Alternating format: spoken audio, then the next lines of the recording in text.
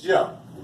And then it says Moses' life and preparation for service, Exodus 2. And we know, we just highlighting the Moses, we know how he was born, right? We know that Pharaoh's daughter got him out of the Nile River.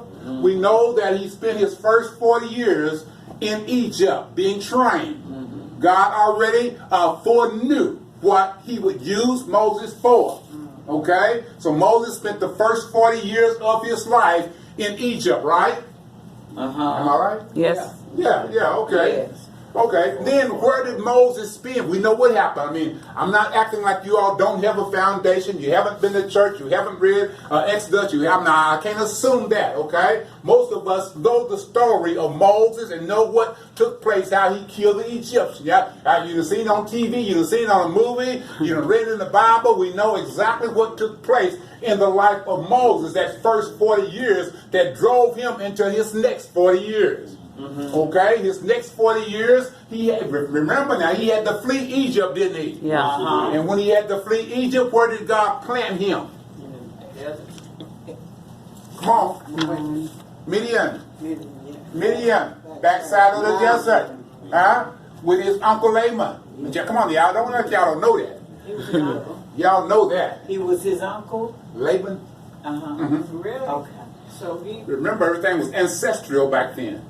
Right. But Okay. I didn't know. I thought his wife came from the... He was a poor. After he had saved...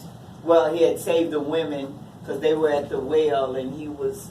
So when he first went over there. Yeah. Yeah. But they were relatives. Oh, They were okay. relatives, just like Jacob and Leah and Rachel's part, Okay. Yeah. But I said that to say God already knew what he would call Moses for. Remember I said he was a typology of like Christ? God trained him the first 40 years in Egypt. Now the next 40 years of his life, he would spend at the backside of the mountain, around Mount Sinai, around the same area that God would have him to lead the children of Israel out of. In other words, God was making Moses familiar with the terrain and the area that he would come back through. Moses didn't know it at the time while he was there doing all that learning, but God already knew the situation. We're just highlighting some of this stuff here in the book of Exodus. Then it says God speak through the burning bush, asking Moses to lead the Israelites. Okay, you see where that's found in Exodus 3:1-6. And then it says God brings 10 plagues against the Egyptian people to force the king to release the Israelites from slavery. And this is some stuff that you already know because you already have a foundation. We're just building on the foundation that you already have.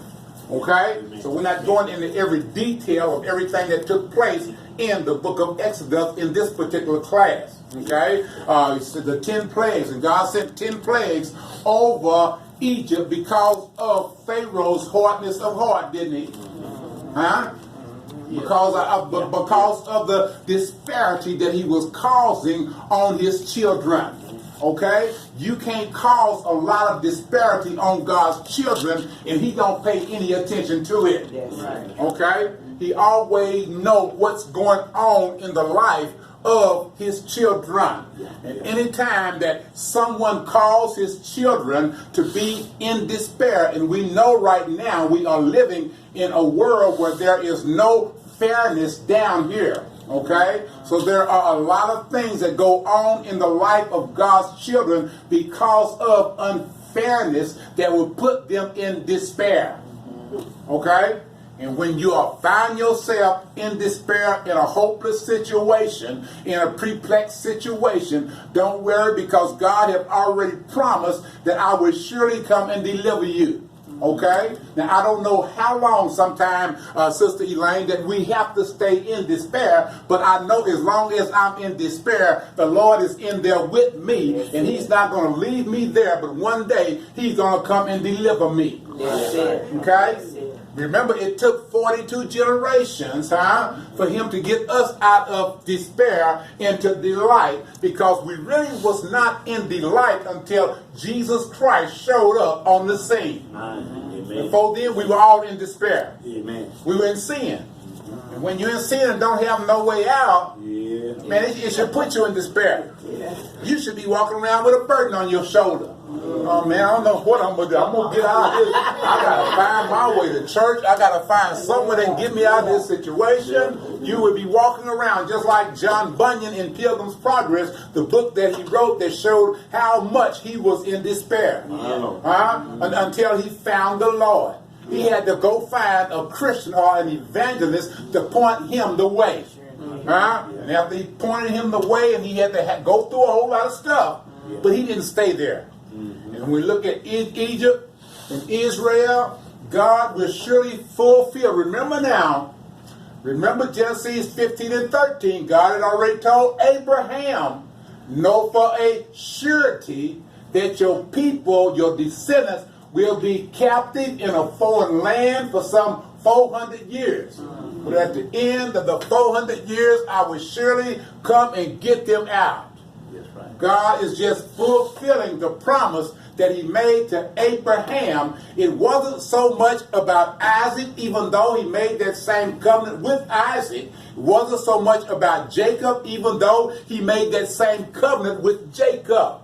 Wasn't about Israel. It was because of the promise and the covenant that God made with the patriarchs, which the patriarchs is Abraham, Isaac, and Jacob. That promise that God made to someone else on your behalf. Amen. He had already told them, I'm not going to leave them in despair. I'll come get them out. I know what this is doing to them, and I need to go and get them out of their disparity. Amen. Ain't you glad when God do you like that? Yes, right. You done went through something so long when you tired of it. Yeah. You don't know how you're going to get out of it. God said, well, it's time now. Let me go deliver them out of despair. Let me send them that check so they can get done financially what they need to get done. Let me give them that job that they've been in despair about. Let me draw that family back together where they've been in such disparity about. Let me go ahead on and fulfill the promise that I made to great-grandma. And because I told great-grandma that I would look after her children. So I'm going to fulfill that promise. I know Reverend Robinson been acting real bad. I know he's been sinning. I know he's been up the rough side of the mountain, but I'm not going to do it for him. But I remember his mama Effie, she was on her knees praying and asking me, whenever I leave here, take care of my child. Don't leave him in despair. So I'm going to do it on her behalf. I know he's not what he's supposed to be, but I'm going to do it on her behalf. Thank you. But that's the way he works in our lives. That's what he did all the way through the Old Testament. He would always bring them out, not because of them, because Israel was some disobedient, bad children. Always doing some stuff. But God always remembered and kept the promise that he made for the nation of Israel through their forefather Abraham. And if you look at Abraham, Abraham is mentioned a lot of times in the New Testament. Well, our father Abraham, or either our father Jacob built this well, or our father, they're always mentioned in the New Testament. That's why you have to have some of the Old Testament foundation in order to understand the references from the New Testament. Like when Jesus met the woman at the well. Y'all remember that? She said, our father Jacob did as well. And Jesus said, I mean, y'all just get some water out of that well to live by, but I'm going to give you some living water. That's it. There's some things that living water that I'm going to give you, it's going to bring you to delight. We find ourselves just like Israel found themselves. But we're looking at the main things that took place in the Old Testament. And still looking in that second column, it talks about the Passover was instituted after God gave those plagues upon Israel. We know what the last plague, I mean, a lot of people don't know what all the other plagues was. But in your foundation, you know what that final and 10th plague was that God sent on Pharaoh, right? There was a death angel. Remember? God told them, and when you get to the New Testament, guess what? They are going to Jerusalem when Jesus is 12 years old, aren't they? And when they go to Jerusalem, what are they going there for? Celebrate the Passover, which was established in the Old Testament. That's why you have to put the two together. And the Passover was the time that God allowed the death angel to pass over them. Can you imagine the disparity that the people had when they figured all of the firstborn was going to die in the land? It had to be. Everybody lost hope. But the children of Israel had some delight to hold on to. Because God had told them that you're covered by the blood.